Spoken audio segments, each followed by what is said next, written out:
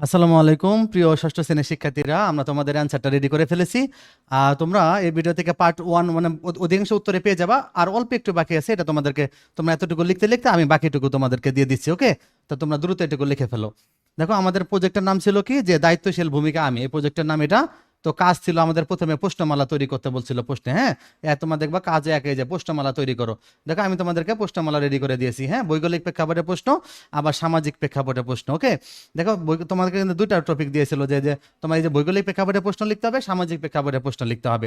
তাহলে আমরা ভৌগোলিক প্রেক্ষাপটের প্রশ্ন, দেখো তোমার বাসস্থানের ভৌগোলিক অবস্থান কেমন, পাহাড়ি, সমতল না উপকূলীয়, তোমার এলাকার জলবায়ু কেমন, বছর জন্য তাপমাত্রা, বৃষ্টিপাত কেমন, এই এলাকায় ভৌগোলিক পরিবেশ কিভাবে তোমার পরিবারের জীবনযাত্রার কর্মকাণ্ডে প্রভাব ফেলছে।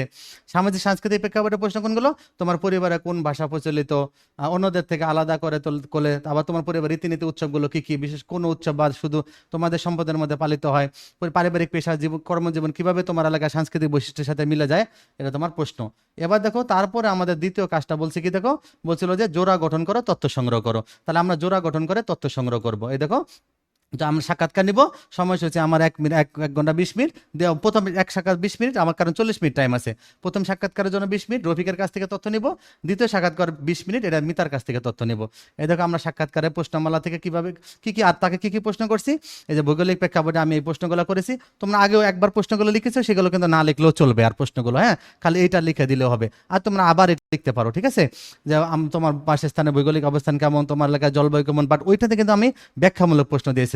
আর এখানে আমি তোমাদেরকে মূল প্রশ্ন, যেটা তুমি কাউকে জিজ্ঞাসা করবে, সেই প্রশ্নগুলো দিয়েছি। হ্যাঁ, তাহলে এটা ভৌগোলিক প্রশ্ন। এবার সামাজিক সাংস্কৃতিক প্রেক্ষাপটের প্রশ্ন, তাহলে তোমার পরিবারে কোন ভাষা প্রচলিত, তোমার পরিবারের রীতিনীতি উৎসবগুলো কি কি, তো পারিবারিক পেশা, কর্মজীবন কিভাবে তোমার এলাকায় সাংস্কৃতিক বৈশিষ্ট্যের সাথে মিলে যায়।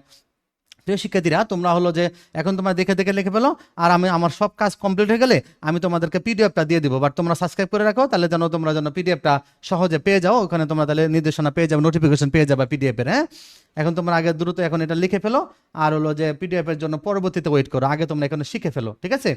এবার আমাদের দ্বিতীয় কাজটা কি ছিল, দেখো তথ্য সাজাই। তাহলে আমরা তথ্যকে বিশ্লেষণ করে দুটি প্রেক্ষাপটে সহপাঠীর আত্মপরিচয়ের বিবরণ লিখবো।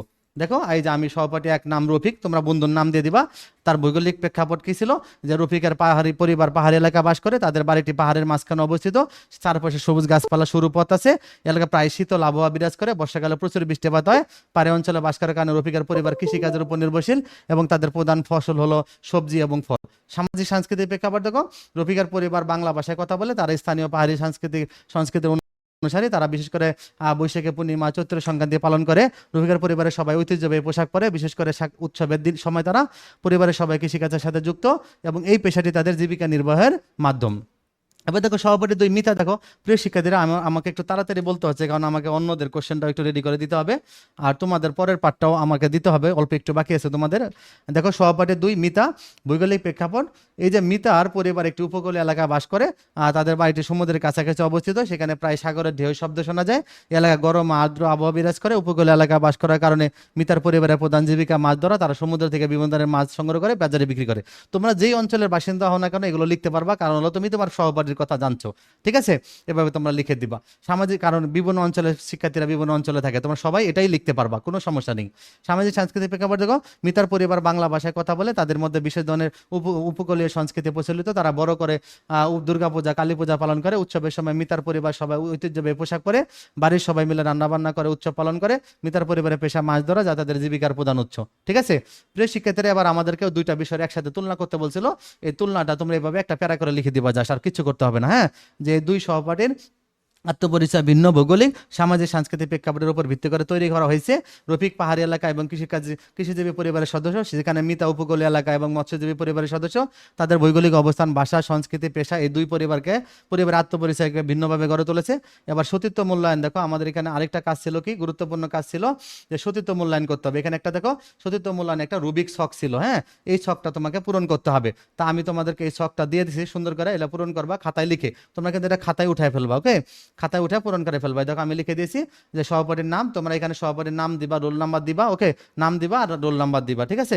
আর হলো যে তোমার মতামত গুলো, আর তোমরা এখানে কাজ করবা, দেখো সহপাঠীর নাম উপরে দিবা, রোল নাম্বারটা নিচে দিবা, ঠিক আছে। এটা তোমার নাম আর রোল নাম্বার দিবা। এবার তোমার মতামত হ্যাঁ বা না, সেখানে টিক দিবা।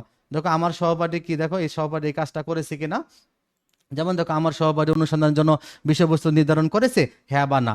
আমার সহপাঠী অনুসন্ধানের জন্য সুনির্দিষ্ট প্রশ্ন উপস্থাপন করেছে। হ্যাঁ, তুমি এগুলো সবগুলোতে হ্যাঁ দিয়ে দিবা, কারণ তোমার আমি চাই না যে বা তোমরা চাও না যে তোমার বন্ধুর নামে কোনো নেগেটিভিটি আসুক, তোমরা হ্যাঁ দিয়ে দিবা। আমার সহপাঠী প্রশ্ন থেকে মূল বিষয়গুলো খোঁজ করেছে। হ্যাঁ। আমার সহপাঠী তথ্যের উৎস নির্ধারণ করেছে। হ্যাঁ। আমার সহপাঠী তথ্য সংগ্রহের জন্য পৃষ্ঠামালা তৈরি করেছে। হ্যাঁ। আমার সহপাঠী সাক্ষাৎকার করার জন্য সহপাঠী আমার কাছ থেকে অনুমতি নিয়েছে। হ্যাঁ, নিয়েছে। আমার সহপাঠী পৃষ্ঠামালার মাধ্যমে তথ্য সংগ্রহ করেছে। হ্যাঁ। আমার সহপাঠী প্রাপ্ত তথ্যকে প্রদত্ত দুটি প্রেক্ষাপটে বিশ্লেষণ করেছে। হ্যাঁ, আমরা কারণ দেখো আমি কিন্তু দুইটা তথ্যকে বিশ্লেষণ করে এখানে একটা মতামত দিয়ে দিচ্ছি। আর বাকি অ্যান্সারটুকু তোমরা তোমাদের এটাই অনেকটুকু অ্যান্সার হয়ে গেছে, আর একটা পিসের অল্প কিছু বাকি অ্যান্সার আছে, ওই অ্যান্সারটা আমি তোমাদেরকে পরের ভিডিওতে দিয়ে দিচ্ছি। তোমরা আমাদের চ্যানেলটা দ্রুত সাবস্ক্রাইব করে রাখো, কারণ তাহলে তোমরা পরের পার্ট পাওয়ার সাথে সাথে যেন নোটিফিকেশন তোমাদের কাছে চলে যায়, তোমরা যেন পরের পার্টের অ্যান্সারটুকু লিখতে পারো। ঠিক আছে? ওকে।